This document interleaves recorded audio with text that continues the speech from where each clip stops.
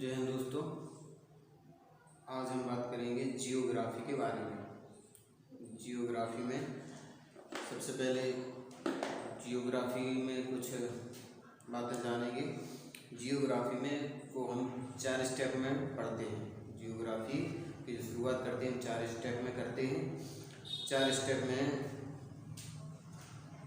सबसे पहले पढ़ते हैं एस्ट्रोनॉमी।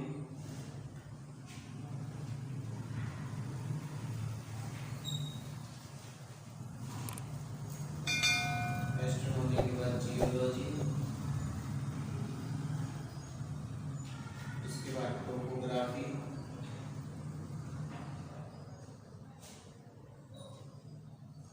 इसके बाद जियोग्राफी।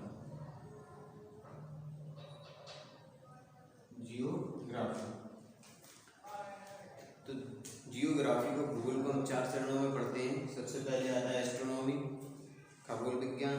इसके बाद आता है जियोलॉजी, भूविज्ञान। इसके बाद फिर आता है टोपोग्राफी, स्थलाकृति। इसके बाद आता है जियोग्राफी, भूगोल। यानी कि एस्ट्रोनॉमी में खगोल विज्ञान के बारे में, अंतरिक्ष के बारे में पढ़ते हैं।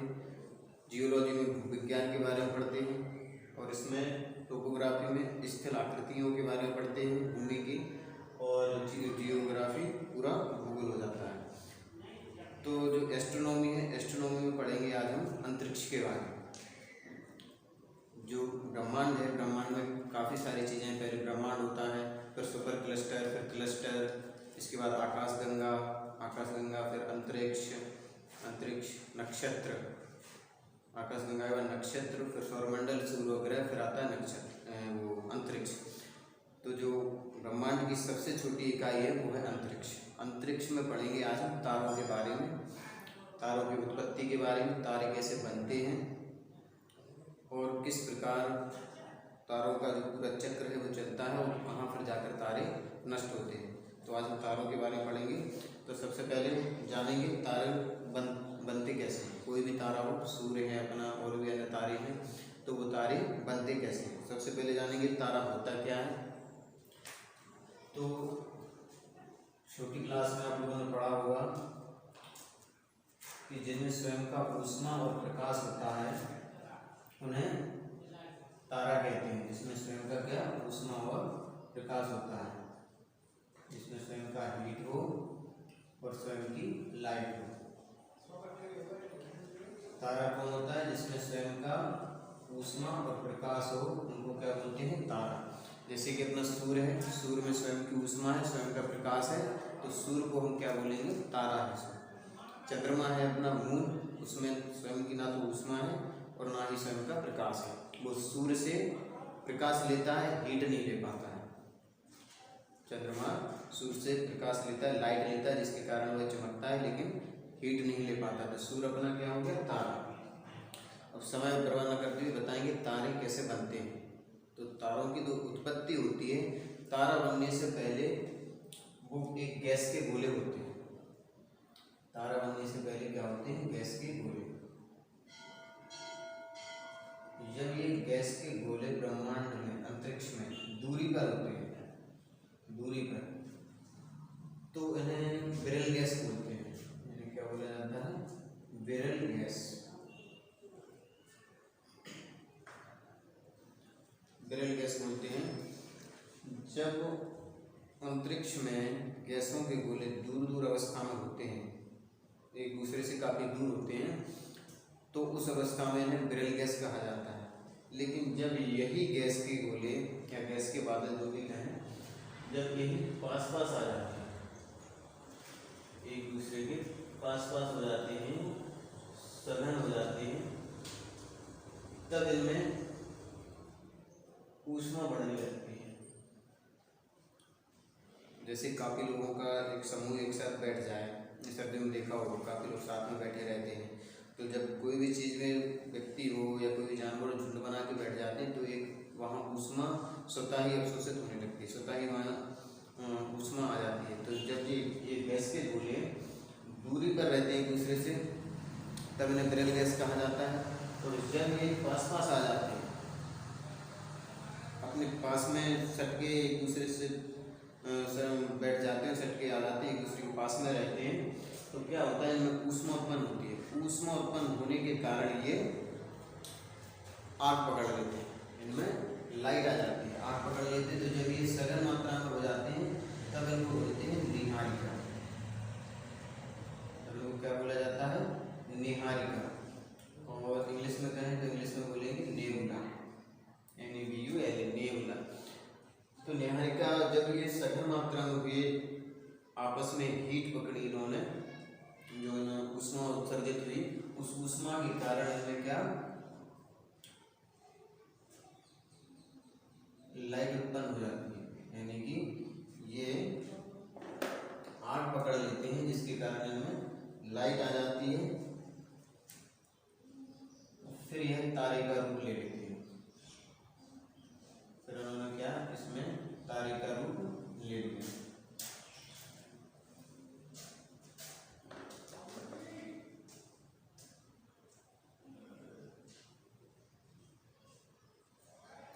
यहाँ बन जाता है ये तारा।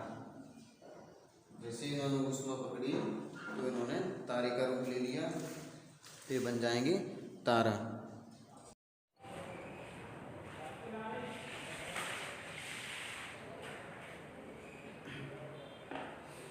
हाँ देखेंगे तो क्या निहारिका से फिर ये तारे में बदल गया।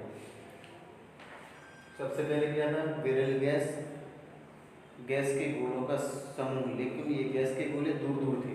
जब ये ग्रेविटेशन के कारण एक दूसरे के पास में आए तो सघन मात्रा में आ गए, एक दूसरे से सट के बैठ गए, यानी कि जब ये पास पास आए तो इनमें क्या ऊष्मा उत्पन्न हुई। आप देखेंगे जानवरों का झुंड देखा हो, जानवरों का झुंड जहाँ वो एक साथ बैठे रहते हैं उस जगह जाओगे तो वहाँ आपको ऊष्मा महसूस होगी, गर्मी महसूस होगी। तो ऐसे कोई भी चीज़ पास में रखते हैं, आदमियों का, लोगों का झुंड भी जब बैठेगा एक दूसरे के पास में बैठ जाएंगे 10-20 लोग, तो वहाँ भी हीट उत्पन्न होती है। तो ऐसे ही जब ये गैस के ये गोले हैं ये समूह में आ गए, पास पास आ गए, तो इनमें क्या हीट उत्पन्न हुई। हीट उत्पन्न होने के कारण इन्होंने आग पकड़ ली, आग पकड़ ली, लाइट उत्पन्न हुई, लाइट से क्या बन गया तारा, लाइट से क्या बन गया तारा। अब यहाँ पे इसने ले लिया तारे का, तारा बन गया। अब इसमें देखेंगे तारा जो होता है, चमकता है, तो कुछ तो इसमें होता होगा ईंधन वगैरह, जब तो ये चमकता है हजारों करोड़ों लाखों साल तक चमकते रहते हैं तारे, तो ईंधन की वजह से होते। कोई भी चीज़ है उसमें यदि अपन प्रकाश हो या ऊष्मा हो तो उसमें कोई ना कोई चीज़ ऐसी होगी, वस्तु जो ईंधन के रूप में डली होगी, कभी उससे लाइट और ऊष्मा निकल रही है। तो इसमें भी लाइट और ऊष्मा है तारे में, तो इसमें भी कोई ना कोई ईंधन होगा। तो इसमें जो ईंधन के रूप में होती है वो एक गैस होती है, ईंधन के रूप में इसमें एक गैस होती है। कौन सी गैस होती है, हाइड्रोजन, हाइड्रोजन गैस होती है। अब ये जब गैस इसका ईंधन समाप्त हो जाता है लगभग 90% तक, जब इसका ईंधन 90% तक समाप्त हो जाएगा तो यही तारा लाल दानव का रूप ले लेता है। यही तारा एक दूसरे तारे में परिवर्तित हो जाता है जिससे इसका आकार बड़ा होता है। इस तारे से जो ये तारा है इसमें जो ईंधन है, ईंधन जब इसका समाप्त हो जाएगा लगभग 90% तक, तो यह किसी अन्य तारे का रूप ले लेगा और इस तारे से इसका आकार बढ़ जाएगा। अब इस तारे से जब इसका आकार बढ़ा, इसमें जो रूप लेगा उसे तारे का नाम होता है लाल दानव, इसको इंग्लिश में बोलते हैं रेड जॉइंट, रेड जॉइंट। तो ईंधन जब समाप्त हुआ तब इस तारे ने रूप ले लिया जिसका रेड जॉइंट का, यानी कि लाल दानव का। अब ये जो हाइड्रोजन है, हाइड्रोजन इसमें एक प्रक्रिया द्वारा बदल जाती है हीलियम, वो प्रक्रिया का नाम है नाभिकीय संलयन।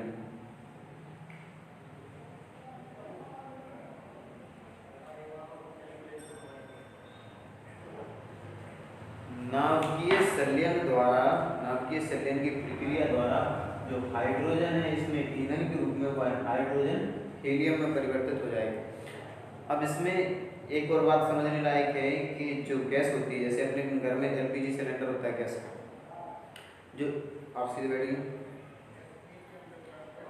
एलपीजी जो सिलेंडर होता है घरों में अपनी गैस का, यदि हम उनमें उसका रिसाव खोल दें, एलपीजी सिलेंडर से गैस निकालना शुरू कर दें, किसी भी कमरे में रखा हो सिलेंडर या अन्य वातावरण में, उससे रिसाव शुरू कर दें और उसका रिसाव होने दें। जब वो गैस उससे निकलनी शुरू हो जाएगी, उसके 15-20 मिनट बाद या 10 मिनट बाद जब हम वहाँ कोई भी उसको ऊष्मा देंगे, हीट पकड़ाएंगे या कोई भी चिंगारी देंगे, तो उस पूरे एरिया में आग फैल जाएगी। क्यों? क्योंकि गैस के अणु स्वतंत्र होते हैं। वो स्वतंत्र अवस्था में, जैसे हमने गैस का रिसाव शुरू किया, वो स्वतंत्र अवस्था में घूमने लगे, विचरण करने लगे। तो जब वो जैसे ही किसी ऊष्मा के संपर्क में आएंगे तो वहाँ तुरंत वो आग पकड़ लेंगे और वहाँ एक लाइट प्रकाश उत्पन्न हो जाएगा। ऐसे इसमें है तारे में, लेकिन जैसे कि सूर्य अपना एक तारा है, तो सूर्य क्या पूरे ब्रह्मांड में आग का गोला बन के फैला है? नहीं ना, केवल उतने ही एरिया में उसमें ऊष्मा है और उतने ही एरिया से वो प्रकाश दे रहा है। लेकिन जब उसके गैस के जो अणु हैं तो वो स्वतंत्र अवस्था में क्यों नहीं घूम रहा? क्योंकि उसमें जो गैस के अणु हैं वो ना तो गैस अवस्था में है और ना ही ठोस अवस्था में है, वो प्लाज्मा अवस्था में है। प्लाज्मा अवस्था में होने के कारण वो स्वतंत्र रूप से गति नहीं कर पाते हैं। गैस अवस्था में प्लाज्मा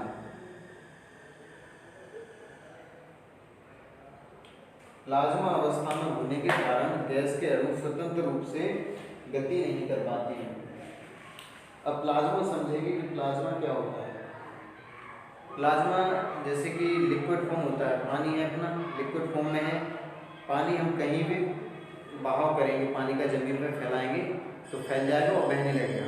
प्लाज्मा अवस्था वो होती है जो ना तो लिक्विड फॉर्म में रहे और ना ही ठोस फॉर्म में रहे, बीच की अवस्था को, लिक्विड और ठोस की बीच की अवस्था को प्लाज्मा बोलते हैं। जैसे कि दूध उबालते हैं, दूध को उबाला, जब वो ठंडा होता है तो उसमें जो मलाई आती है वो मलाई प्लाज्मा अवस्था में होती है। उसको जब हम उंगलियों से पकड़ के उठाएंगे तो चिकनाहट महसूस होगी। उस मलाई को ना तो हम पानी की तरह बहा सकते हैं, ना ही ठोस की तरह यूज कर सकते हैं, तो वो अवस्था हो जाती है प्लाज्मा अवस्था। फेविकॉल होता है, जिस फेविकॉल को यूज करते हैं, फेविकॉल भी किस अवस्था में हो गया? प्लाज्मा अवस्था में। यानी कि ऐसी अवस्था जो ना कि लिक्विड की तरह यूज हो सके और ना ही ठोस की तरह यूज हो सके, तो वो अवस्था होती है प्लाज्मा। प्लाज्मा अवस्था में क्या है? अणु स्वतंत्र नहीं रह पाते हैं। इसमें क्या है? गैस के अणु स्वतंत्र होते हैं, लेकिन यह गैस वहाँ प्लाज्मा अवस्था में पाई जा रही है, इस वजह से स्वतंत्र रूप से विचरण नहीं कर पा रहे हैं।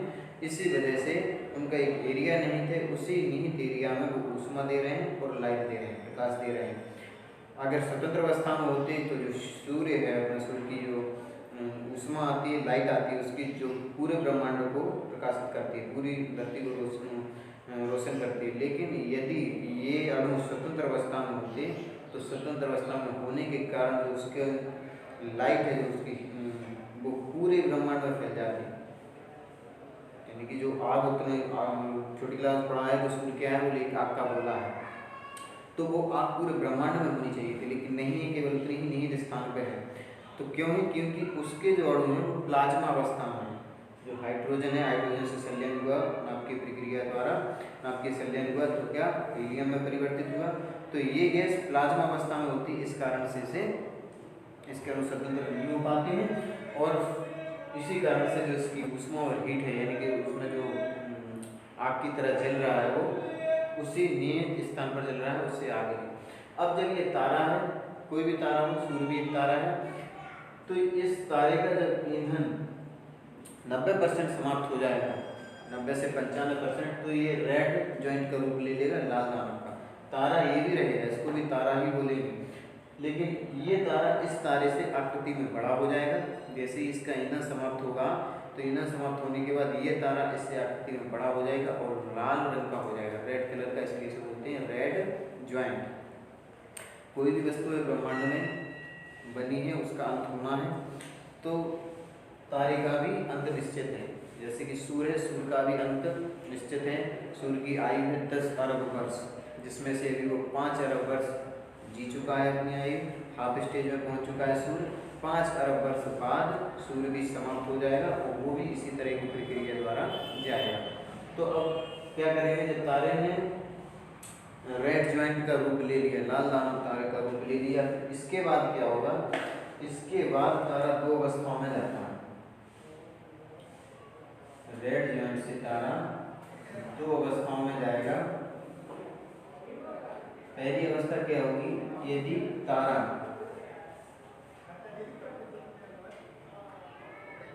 सूर्य से के 1.5 गुने से छोटा है, यदि तारा सूर्य के 1.5 गुने से छोटा है तो इस मार्ग पे जाएगा, और यदि तारा सूर्य के 1.5 गुने से बड़ा है तो इस मार्ग पे जाएगा। कोई भी तारा हो, सूर्य से 1.5 गुना छोटा हो या सूर्य से 1.5 गुने से बड़ा हो, इन प्रक्रियाओं द्वारा सभी गुजरेंगे। पहले गैसों का गोला होगा, विरल गैस होंगी, दूर दूर होंगी गोले, जब ग्रेविटेशन के कारण पास में आएंगे तो निहारिका का रूप ले लेंगे, यानी कि नेबुला का, गैसों के बादल का रूप ले लेंगे, या गैसों के बादलों का धुंध, कुछ भी बोल सकते हैं, इसका रूप ले लेंगे। जब ये इस तरह का रूप लेंगे तो इनमें आपसी जो इनका जो सघन अवस्था में आ जाएंगे तो आपसी घर्षण के कारण इनमें क्या हो जाएगा, ऊष्मा उत्पन्न हो जाएगी। ऊष्मा से ये क्या, लाइट और प्रकाश दोनों देने लगेगा, आग पकड़ लेगा तो तारा बन जाएगा। जब इस तारे का ईंधन 90 से 95% समाप्त होगा तो ये रेड ज्वाइंट का रूप ले लेगा। अब रेड ज्वाइंट का रूप लेने के बाद यदि इस तारे का आकार, यदि इस तारे का आकार सूर्य के 1.5 गुने से छोटा है तो इस मार्ग पे जाएगा, और सूर्य के 1.5 गुने से बड़ा है तो इस मार्ग पे जाएगा। अब छोटा है तो क्या होगा कि जब तारा सूर्य के 1.5 गुने से छोटा है और इसका ईंधन 90 से 95% समाप्त हो गया तो बन गया रेड ज्वाइंट। अब जब 95 से ज़्यादा समाप्त होगा तो ये बन जाएगा, एक तारे का रूप और लेगा, जिस तारे का नाम होगा श्वेत बामन। श्वेत बामन, बामन भी होता है बोना, इसलिए इसे बोलते हैं व्हाइट ड्वार्फ। जब ये रेड ज्वाइंट से जाएगा, यदि सूर्य के 1.5 गुने से छोटा है तो ये इस मार्ग पर गया तो इसने फिर रूप ले लिया श्वेत बामन का, जिसका ईंधन 95% से ज़्यादा समाप्त हो रहा है तो ये श्वेत बामन का रूप ले लेगा, व्हाइट ड्वार्फ का। इसको व्हाइट ड्वार्फ बोलते हैं, श्वेत बामन व्हाइट ड्वार्फ। ड्वार्फ का मतलब होता है बौना, टिंगा आदमी, छोटा। तो क्या व्हाइट ड्वार्फ का इसने रूप ले लिया। अब इसी तारे की अवस्था, ये जो तारे की अवस्था है ये वो अवस्था है जिसमें तारा अंतिम बार चमकता हुआ दिखाई देता है। इसके बाद तारे का जो अवस्था आएगी उसमें तारा चमकता हुआ नहीं दिखाई देगा, यानी कि तारे का जीवन समाप्त हो जाएगा। तो ये जो अवस्था है इसमें तारा अंतिम बार चमकता हुआ दिखाई देता है, इसलिए इसे जीवाश्म तारा भी बोला जाता है, फॉसिल स्टार। जीवाश्म तारे का मतलब इसमें अभी भी थोड़ा सा जीवन बाकी है, इसलिए इसे जीवाश्म तारा कहा जाता है। इसका फिर 100% जब ईंधन समाप्त हो जाता है तो यही तारा एक और तारे का रूप ले लेता है जिसको बोलते हैं काला बामन,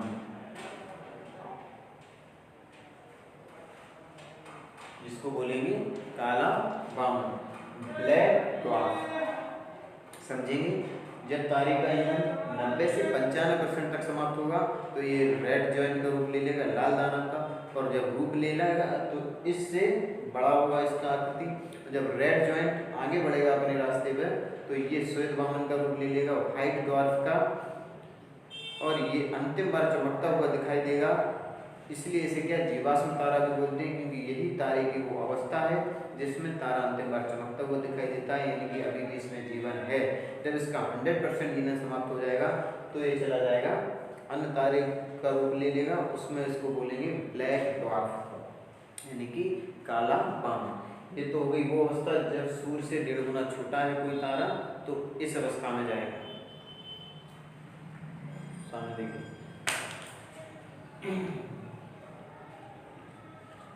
इस अवस्था में जाएगा।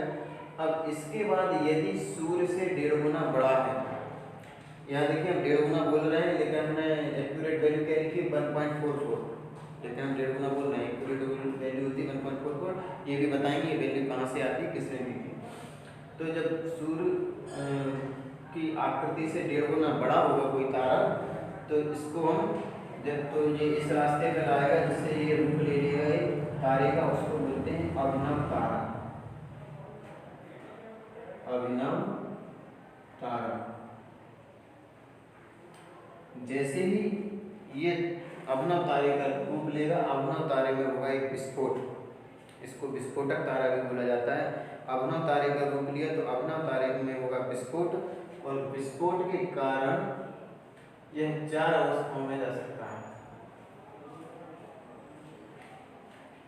पहली जो अवस्था है वो न्यूट्रॉन तारे की है, इसके बाद दूसरी अवस्था जो है वो पल्सर तारे की है, तीसरी है वो क्वेसर तारे की है, और जो चौथी अवस्था है वह है ब्लैक होल। Black hole.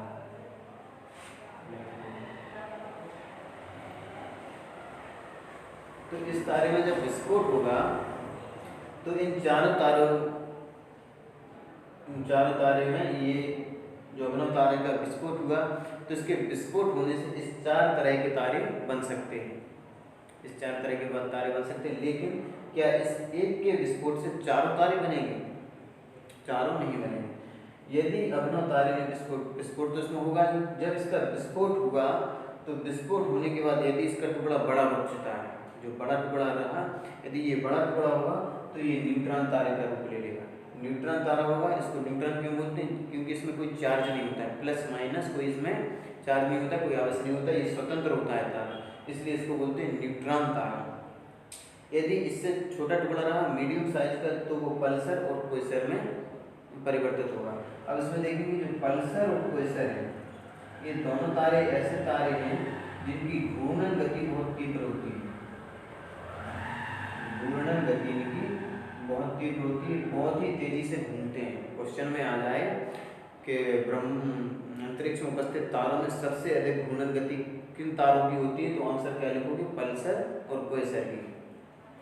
इसके बाद जब ये बिल्कुल ही छोटा बचता है, क्योंकि जब इसमें विस्फोट होगा, विस्फोट होने से इनमें तीव्रता आएगी। कोई भी चीज़ विस्फोट करते हैं, पटाखा ले लीजिए, आप दीपावली को पटाखा चलाते हो और कोई भी पटाखा, उसमें जब विस्फोट होता है तो उसके आसपास की धूल और स्वयं उस पटाखे में जो वस्तुएं लगी हैं वो उनमें गति उत्पन्न हो जाती है। जैसे उसमें विस्फोट हुआ तो गति उत्पन्न हो जाती है, वो फट जाता है तो उसके अंदर जो चीज़ें हैं वो आसपास फैल जाती हैं। तो ऐसे जब इसका विस्फोट होगा तो विस्फोट होने से इसके जितने भी टुकड़े होंगे उस सब में गति हो जाएगी।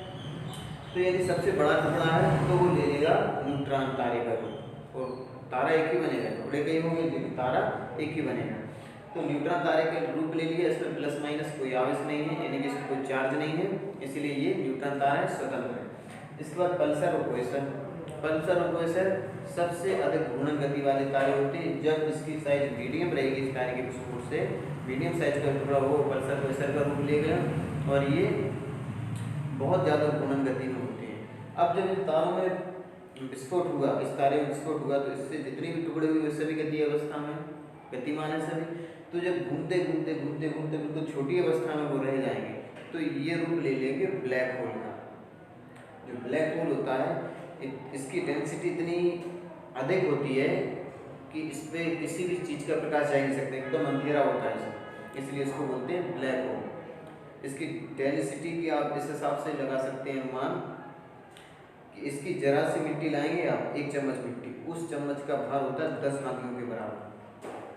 ब्लैक होल की जरा सी मिट्टी लेंगे आप, 1 चम्मच मिट्टी, उस मिट्टी का भार होगा 10 हाथियों के बराबर। समझ लीजिए इसमें कितनी ज़्यादा डेंसिटी होगी, यानी कि ये घूम घूम कर बिल्कुल छोटा रह गया। छोटा रहने के कारण इसमें क्या है, डेंसिटी, जैसे कोई भी अपन वस्तु ले लो, एक थाली ले लो, लोहे की थाली हो या स्टील की हो, जब तक वो फैली हुई है उसकी डेंसिटी कम है। अब किसी वस्तु द्वारा अपन उसको कुचल कुचल कर एक बॉल की तरह बना दें तो इसकी क्या डेंसिटी बढ़ जाएगी। जैसे कि 5 किलो कोई वस्तु है, 5 किलो वस्तु बोरी में है, उसको उठाएंगे अपन, उठाने में आसानी होगी।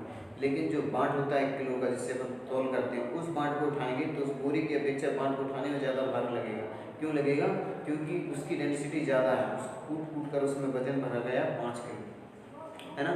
तो इसी प्रकार से ये जो ब्लैक होल होता है, इसकी डेंसिटी इतनी होती है कि यदि कभी ये पृथ्वी से टकरा जाए तो पृथ्वी के 2 टुकड़े कर देगा, पृथ्वी को फाड़ देगा, इतनी इसकी डेंसिटी होती है। और इस पर कोई मिसाइल वगैरह काम नहीं कर सकती है। जो उल्का पिंड गिरते हैं, उल्का पिंड को मिसाइल द्वारा नष्ट कर दिया जाता है और पृथ्वी की सेफ्टी कर दी जाती है। लेकिन यदि ब्लैक होल किसी कारणवश कभी पृथ्वी से टकराया तो मिसाइल भी इसके आगे फेल हो जाएगी, क्योंकि इसके अंदर प्रकाश किसी प्रकार का जा ही नहीं सकता, इतना घना अंधेरा होता है, इतनी इसकी डेंसिटी ज़्यादा होती है कि मिसाइल को भी ये बेकार कर देंगे। तो ब्लैक होल हो गया। अब इसमें देखेंगे कि जो अभिनव तारे में विस्फोट हुआ, तो अभिनव तारे का सबसे बड़ा जो टुकड़ा था, सबसे बड़ा जो टुकड़ा बचा होगा, यदि विस्फोट हुआ और विस्फोट में बड़ा आकार रह गया तो वो बनेगा न्यूट्रॉन तारा। न्यूट्रॉन तारे पर कोई भी आवेश नहीं होता है, प्लस माइनस कोई आवेश नहीं होता है, इसलिए न्यूट्रॉन यानी कि न्यूट्रल, उस पर कोई आवेश नहीं है, स्वतंत्र है, तो न्यूट्रॉन तारा बोलते हैं। इसके बाद मीडियम साइज का टुकड़ा बचा है, तो उसमें पल्सर और क्वेसर में परिवर्तित हो जाएगा। पल्सर और क्वेसर वो तारे होते हैं जिनमें घूर्णन गति सबसे अधिक होती है, ये बहुत ही तेजी से घूमते हैं। और ब्लैक होल है, ये सबसे छोटा तारा बचता है अभिनव तारे से, ब्लैक होल, जिसकी डेंसिटी बहुत अधिक होती है। अगर पूछा जाए किस तारे की डेंसिटी सबसे अधिक होती है ब्रह्मांड में, तो आंसर होगा ब्लैक होल।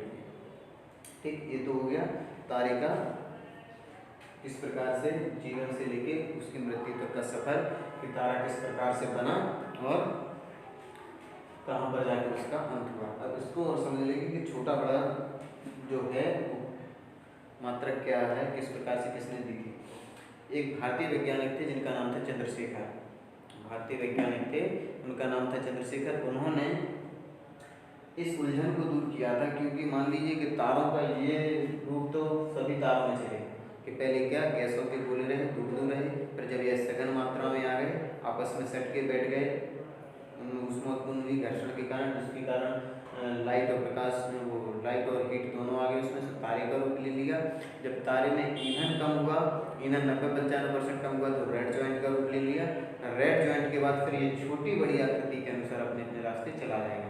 तो उन्होंने कहा कि जब तारा श्वेत वामन बन रहा है, काला वामन बन रहा है, और वही तारे, क्योंकि हीट और उनको लाइट सभी में है, तो उन्हीं तारों में से कुछ तारे इस मार्ग पे क्यों जा रहे हैं और कुछ तारे इस मार्ग पे क्यों जा रहे हैं। अगर सभी में केवल तारे का इतना ही परिभाषा है कि जिसमें ऊष्मा प्रकाश होता है वो तारे होते हैं, तो चाहे वो छोटे हों चाहे बड़े, या तो सभी को इस मार्ग पे जाना चाहिए या सभी को इस मार्ग पे। लेकिन उन्होंने कहा कि तारे दोनों प्रकार का मार्ग चुन रहे हैं, कोई तारा इस मार्ग पे जा रहा है, कोई इस मार्ग पे, तो इसका कोई कारण होगा। तो जो भारतीय वैज्ञानिक थे चंद्रशेखर, उन्होंने बताया था कि जब कोई भी तारा सूर्य के 1.5 गुने से छोटा होगा, सूर्य के 1.5 गुने से छोटा, यानी कि जब सूर्य का जितना आकार है उस आकार का 1.5 गुना, इसको ऐसे समझेंगे, मान लीजिए कुछ लोगों का समूह है, बैठा हुआ है, कोई एक व्यक्ति आया और उसने कहा कि 50 किलो वजन का व्यक्ति सामने आ गया, तो 50 किलो वजन का व्यक्ति सामने खड़ा हो गया। अब बाकी के जो बैठे थे उसमें से उस व्यक्ति ने कहा कि इनके वजन का जो 1.5 गुने से कम है वो एक साइड आ जाए, जो 1.5 गुने से ज़्यादा है वो एक साइड आ जाए। तो उसका 50 किलो का 1.5 गुना कितना होगा, 75 किलो। तो जो 75 किलो तक होंगे उस व्यक्ति के वजन से, मान लीजिए मैं खड़ा हूँ, 50 किलो वजन है हमारा। अब बाकी के जो लोग बैठे हैं उनको मेरे वजन से जो 1.5 गुने से कम है वो एक साइड आ जाएंगे, और जो 1.5 गुने से अधिक है वो दूसरी साइड चले जाएंगे। यानी कि मेरे वजन का 1.5 गुना कितना हुआ, 75, 50 का कितना होगा, 75। तो जो 75 तक के हैं वो 75 से नीचे वाले हैं वो सब एक साइड, और जो 75 से 76 वाले हैं 1.5 गुने से बड़े वो एक साइड। और मैं किस वर्ग में जाऊंगा, मैं 75 से छोटे वाले में जाऊँगा, क्योंकि मैं स्वयं से 1.5 गुना छोटा ही हूँ स्वयं के वजन से। मेरा वजन 50 है, 50 का 1.5 गुना कितना हुआ, 75। तो 75 से तो मैं छोटा ही हूँ, तो मैं उस मार्ग पे जाऊँगा जो 75 से छोटे हैं, मैं उस समूह में बैठ जाऊँगा, और जो 75 वजन से बड़े हैं वो दूसरे समूह में बैठ जाएंगे। ऐसा ही इसमें बताया उन्होंने कि जब कोई तारा सूर्य से 1.5 गुना छोटा है, सूर्य के आकार से 1.5 गुना छोटा, 1.5 गुना छोटा, एक्यूरेट वैल्यू उन्होंने क्या दी, 1.44 गुना छोटा है। बोलने में बोल देते 1.5 गुना, लेकिन एक्यूरेट वैल्यू कितनी है, 1.44 गुना छोटा है। तो वो इस रास्ते पर जाएगा, इवन सूर्य भी इसी रास्ते पर जाएगा, क्योंकि सूर्य खुद के आकार के 1.5 गुने से तो छोटा ही है। सूर्य का जितना आकार है वो अपने 1.5 गुने से तो छोटा है ही। जैसे मेरा 50 वजन है और 1.5 गुना कितना हुआ 75, तो मैं अपने 1.5 गुने से कम हूँ, तो मैं भी उसी रास्ते पर जाऊँगा, उस समूह में बैठूंगा जिस पे बैठने के लिए कहा गया है कि 75 से छोटा वाला, 1.5 गुने से छोटा वाला यहाँ बैठेगा और 1.5 गुने से अधिक वाला इस तरफ बैठेगा। तो मैं किस समूह में बैठूंगा जो 1.5 गुने से छोटा है, 75 से नीचे वाला। ऐसा ही है क्या, सूर्य भी अपने 1.5 गुने से छोटा है, तो सूर्य भी इसी रास्ते पर जाएगा। लेकिन जो तारे सूर्य से 1.5 गुना बड़े हैं, 1.5 गुने से बड़े हैं, 1.44 से बड़े हैं, वो इस रास्ते जाएंगे। तो सूर्य 5 अरब वर्ष के जीवन जी चुका है, 5 अरब वर्ष बाद जब सूर्य का जीवन समाप्त होगा तो क्या होगा, रेड जॉइंट तो सभी को बनना है, चाहे तारा छोटा हो चाहे बड़ा हो, रेड जॉइंट सभी बनेंगे। इसके बाद सूर्य इस रास्ते पर जाएगा तो श्वेत वामन का रूप ले लेगा, जिस अवस्था में से लास्ट बार चमकता हुआ देखा जाएगा सूर्य को। इसके बाद जब इसका ईंधन पूर्ण रूप से समाप्त हो जाएगा तो ये ब्लैक ड्वार्फ का रूप ले लेगा, काले वामन का। श्वेत वामन को क्या बोलेंगे, जीवाश्म तारा, क्योंकि इसमें अंतिम बार चमकते हुए सूर्य को हम देखेंगे। उस टाइम जो व्यक्ति होंगे वो अंतिम बार सूर्य को चमकते हुए देखेंगे। इसके बाद जब सूर्य का ईंधन समाप्त हो जाएगा तो वो ब्लैक ड्वार्फ का रूप ले लेगा, चमकता हुआ दिखाई नहीं देगा, सारे ब्रह्मांड में क्या अंधेरा छा जाएगा। तो उस समय जो होगा वो वहाँ के लोग जाना।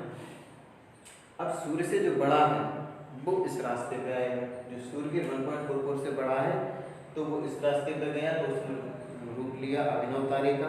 अभिनव तारे का जैसे रूप लिया तो अभिनव तारे में विस्फोट हुआ। विस्फोट होने के कारण अभिनव तारे के कई टुकड़े हुए।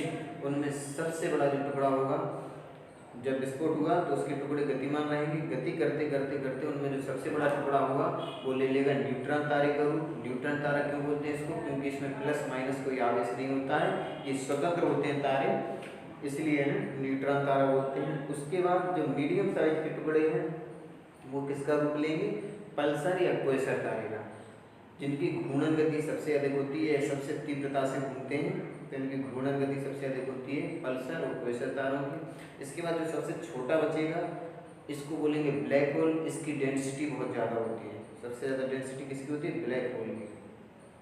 तो ये हो गए तारों के जीवन से लेके मृत्यु तक का सफर। अब कुछ क्वेश्चन करेंगे, उनका जवाब देंगे। तो सबसे पहले बताएंगे, चलिए आप खड़े हो जाइए। अरे आप काम नहीं ना, आप बताइए जीवाश्म तारा किस तारे को बोलते हैं, जीवाश्म, हाँ ठीक, जीवाश्म तारा किसको बोलते हैं, हाँ कुछ भी बोलो, श्वेत वामन हाइट बार। तो जीवाश्म तारा किसको बोलेंगे, श्वेत वामन को या हाइट बार। ठीक, आप खड़े होइए। विवेक, आप बताइए कौन सा तारा अभिनव तारे का रूप ले लेगा। रेड जॉइंट तो सबको बनना है, तो कौन सा ऐसा तारा है जो अभिनव तारे का रूप लेगा, जो हाँ जो सूर्य से बड़ा होगा तारा वो किसका अभिनव तारे का रूप ले लेगा। गुड, बैठ जाएंगे, आप खड़े हो। आप बताएंगे किस वैज्ञानिक ने बताया था इस लिमिट को, इस वैल्यू की, कि जब सूर्य की वैल्यू, किसी भी तारे की वैल्यू सूर्य से 1.5 गुना कम हो तो इस मार्ग पर जाएगा और 1.5 गुना से अधिक हो तो इस मार्ग पर जाएगा। किस भारतीय वैज्ञानिक ने बताया था, हाँ ठीक है, चंद्रशेखर वैज्ञानिक। इसके बाद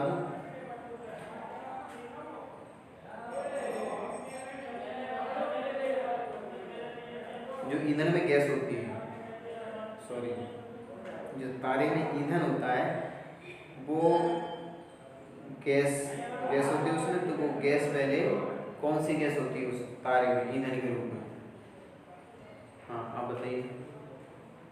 करो, कौन सी गैस, हाँ हाइड्रोजन होती है। हाइड्रोजन से फिर बदलती किसमें है, हीलियम में। किस प्रक्रिया द्वारा, आपके सर्जन द्वारा। ठीक है, अब इसको समझ लेंगे, एक बार और देख लेंगे। तारे बनने से पहले क्या रहा, गैसों का गोला। तारे बनने से पहले क्या रहा, गैसों का गोला। जो गैसों के गोले विरल गैस, दूर दूर अवस्था में गैसों के गोले रहेंगे। जब ग्रेविटी के कारण ये एक दूसरे के पास आ जाएंगे तो इनमें क्या ऊष्मा उत्पन्न होगी, इनमें घर्षण होगा, तो ये क्या लाइट उत्पन्न कर देंगे।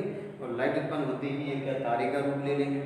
जब तारे का रूप ले लेंगे तो तारा जब चमक रहा है तो उसमें ईंधन तो होगा ही, जब उसमें ऊष्मा और लाइट है तो ईंधन होगा। तो ईंधन किस अवस्था में होता है, गैस अवस्था में। पहले उसमें गैस होती है ईंधन के रूप में, कौन सी गैस होती है, हाइड्रोजन। हाइड्रोजन जो बदलती किस में, हीलियम में। किस प्रक्रिया द्वारा बदलती है, नाभिकीय संलयन द्वारा।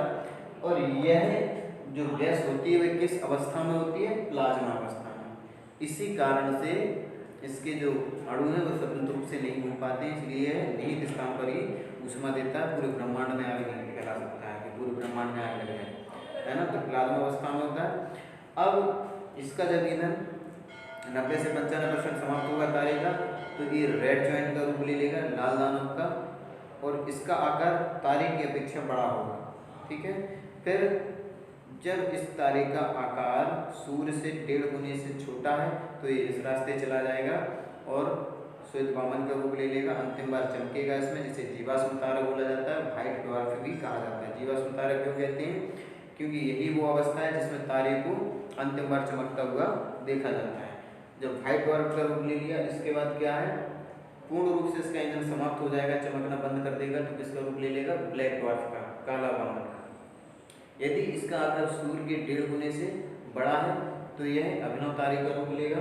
अभिनव तारे में विस्फोट होगा। विस्फोट होने के कारण इसके जितने टुकड़े होंगे वो टुकड़े ब्रह्मांड में वातावरण में घूमते रहेंगे। घूमने के कारण सबसे बड़ा टुकड़ा बचेगा, उसमें क्या, वो किसका रूप लेगा, न्यूट्रॉन तारे का। न्यूट्रॉन तारा क्यों बोलते हैं इसको, क्योंकि इसमें प्लस और माइनस कोई भी आवेश नहीं होता, यह स्वतंत्र होता है, इसलिए इसे न्यूट्रॉन तारा बोलते हैं।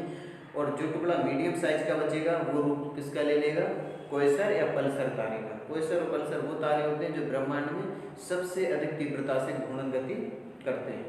इसके बाद जो सबसे छोटा बचेगा वो ले लेगा ब्लैक होल का रूप। ब्लैक होल में बिल्कुल ना तो ऊष्मा होती है ना प्रकाश होता है, यहाँ तारे का अंत हो जाता है। जैसे कि इस मार्ग पे जाकर ब्लैक ड्वार्फ पे तारे का अंत हो रहा था और इस मार्ग पे जाके ब्लैक होल पे तारे का अंत हो जाएगा, यहाँ तारा चमकेगा नहीं। तो इसकी डेंसिटी बहुत अधिक होती है। अब ये जो 1.44 एक्यूरेट वैल्यू है, इसे जिस भारतीय वैज्ञानिक ने दी थी उनका नाम क्या था, चंद्रशेखर। और इस सीमा को क्या बोलते हैं, चंद्रशेखर सीमा। इस सीमा को बोलेंगे चंद्रशेखर सीमा। इसमें क्या वैल्यू है कि तारे का आकार 1.44 से छोटा है तो इस साइड जाएगा, वो 1.44 से बड़ा है तो इस ओर जाएगा। तो इसको क्या बोलते हैं, चंद्रशेखर सीमा। अब इसके बाद आएंगे तारों के कलर पर। जो तारों का रंग है वो किस पर निर्भर करता है, जो तारे का रंग है वो किस पर निर्भर करता है, तो तारे का रंग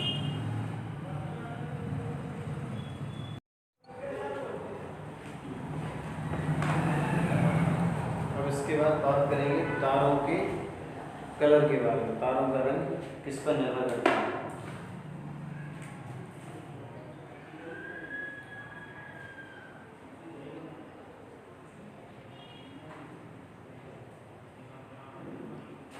तारों का रंग निर्भर करता है उनके पृष्ठ के तनाव पर, तापमान पर। पृष्ठ तापमान, तारों का जो रंग होता है वो पृष्ठ के तापमान पर निर्भर करता है। पृष्ठ के तापमान पर निर्भर करता है, यानी कि तारे 3 रंग के होते हैं। जो स्टार्स होते हैं उनमें 3 रंग होते हैं। एक होता है लाल रंग का तारा,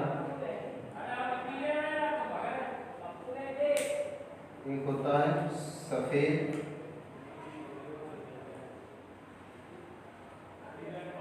सफेद रंग का तारा, और एक होता है नीले रंग का तारा। एक होता है नीले रंग का तारा। जैसा कि लिखा है कि तारों का रंग पृष्ठ के तापमान पर निर्भर करता है। इसमें ध्यान रखना, पृष्ठ का तापमान है, पृष्ठ तनाव नहीं है, पृष्ठ का तापमान। तारों का रंग किस पर निर्भर करता है, पृष्ठ के तापमान पर। यानी कि यदि तारे के पृष्ठ का तापमान नॉर्मल होगा नॉर्मल का मतलब समझते हो? नॉर्मल का मतलब लगभग 6000 डिग्री सेल्सियस तक, लगभग, नहीं से ज़्यादा होगा, कम ही नहीं होगा, कम नहीं होगा, इससे ज़्यादा ही होगा। तो 6000 डिग्री सेल्सियस तक हो गया नॉर्मल टेम्परेचर होगा। यदि तारे के पृष्ठ का तापमान, जिस तारे के पृष्ठ का तापमान नॉर्मल होगा यानी कि 6000 डिग्री सेल्सियस के आसपास होगा, तो उस तारे का रंग होगा लाल। और यदि मीडियम होगा, किसी तारे का तापमान है पृष्ठ का वो यदि मीडियम होगा तो उस तारे का रंग होगा सफ़ेद, तो वो तारा वाइट रंग में होगा। और जिस तारे का टेम्परेचर हाई होता है, पृष्ठ का तापमान हाई होगा, वो होगा नीले रंग का। तो तारे का जो रंग है, तारों का कलर है जो, वो पृष्ठ के तापमान पर निर्भर करता है। यदि किसी तारे का टेम्परेचर नॉर्मल है तो उस तारे का रंग होगा लाल, वो रेड कलर का होगा। किसी तारे का टेम्परेचर मीडियम है, पृष्ठ के तापमान का टेम्परेचर उसका मीडियम है, तो उस तारे का रंग होगा सफ़ेद यानी वाइट। और जिस तारे का टेम्परेचर पृष्ठ तनाव का हाई है, उस तारे का रंग होगा ब्लू यानी कि नीला। एक बार शॉर्ट में समझ लेंगे। तारा बनने से पहले क्या था? गैसों का गोला, नेबुला। उससे पहले क्या था? Beryl gas. बेरिल गैस से सघन मात्रा में आया, घर्षण हुआ, उष्मा पकड़ी, लाइट आई उसमें, उससे क्या बन गया? तारा। नेबुला के बाद क्या बन गया? तारा। तारा का जो तारे में गैस होती है वो होती है हाइड्रोजन, जो हीलियम में बदलती है नाभिकीय संलयन द्वारा, नाभिकीय संलयन द्वारा। और होती किस अवस्था में गैस? प्लाज्मा अवस्था में। फिर इसके बाद तारे का जब ईंधन समाप्त होने लगता है तो 90-95% तक ईंधन बचता है, तो वो रेड जॉइंट का रूप ले लेता है। रेड जॉइंट का जब रूप लेता है तो उसके बाद यदि सूर्य से 1.44 आकार से 1.44 गुना कम है तो इस रास्ते जाएगा यानी कि व्हाइट ड्वार्फ बनेगा। व्हाइट ड्वार्फ को श्वेत वामन बोलते हैं, जीवाश्म तारा भी बोलते हैं, क्योंकि यह लास्ट स्टेज होती है जिसमें तारा चमकता हुआ दिखाई देता है। फिर आ जाता है, बदल जाता है ब्लैक ड्वार्फ में, काले वामन में। यहाँ से तारे का जीवन समाप्त हो जाता है, चमकना इसका बंद हो जाता है। इसके बाद यदि सूर्य से 1.44 गुना से बड़ा तारा है तो वो इस रास्ते आएगा, अभिनव तारे का रूप लेगा। इसे विस्फोटक तारा भी कहते हैं। इसमें विस्फोट होता है। विस्फोट होने के बाद इसका जो सबसे बड़ा टुकड़ा होता है वो न्यूट्रॉन तारे में बदल जाता है। इसमें प्लस माइनस कोई आवेश नहीं होता है, इसलिए इसे न्यूट्रॉन बोलते हैं। और जो उससे छोटे टुकड़े होते हैं मीडियम साइज के, वो पल्सर और क्वेसर में बदलते हैं। पल्सर और क्वेसर सबसे अधिक तीव्र गति करने वाले तारे होते हैं। और उससे जो बिल्कुल छोटा बचता है वो ब्लैक होल होता है। सबसे अधिक डेंसिटी ब्लैक होल की होती है। ये हो गया तारों का जीवन और उनकी मरण की पूरी प्रक्रिया। इसके बाद तारों का रंग जो होता है उनके पृष्ठ के तापमान पर निर्भर करता है। यदि नॉर्मल टेम्परेचर है तो वो लाल रंग का होगा, मीडियम टेम्परेचर उसके पृष्ठ के तापमान का तो सफ़ेद रंग का होगा, और हाई टेम्परेचर है तो नीला रंग का होगा। इसे लर्न करने का एक तरीका और है, यदि आ जाए कि पृष्ठ तारों का रंग किस पर निर्भर करता है तो ये हमेशा ऑप्शन बी में दिया रहता है। इसका आंसर पृष्ठ तापमान, पृष्ठ तनाव नहीं, पृष्ठ तापमान। तो यदि इतना सब भी याद नहीं है तो केवल पृष्ठ या ऑप्शन बी याद रखिए कि जब भी तारों का रंग पूछा जाए कि किस पर निर्भर करता है तो उस पर बिना देखे बी पे लगा देना ऑप्शन पे, वो हमेशा ऑप्शन बी पे ही आएगा, पृष्ठ तापमान का। तो ये होगी तारों की स्थिति, तारों की उत्पत्ति, तारे कैसे बनते हैं, कैसे तारों का जीवन समाप्त होता है और उनका रंग किस पर निर्भर करता है। तो आज की वीडियो में इतना ही, मिलते हैं अगली वीडियो में, तब तक के लिए जय हिंद।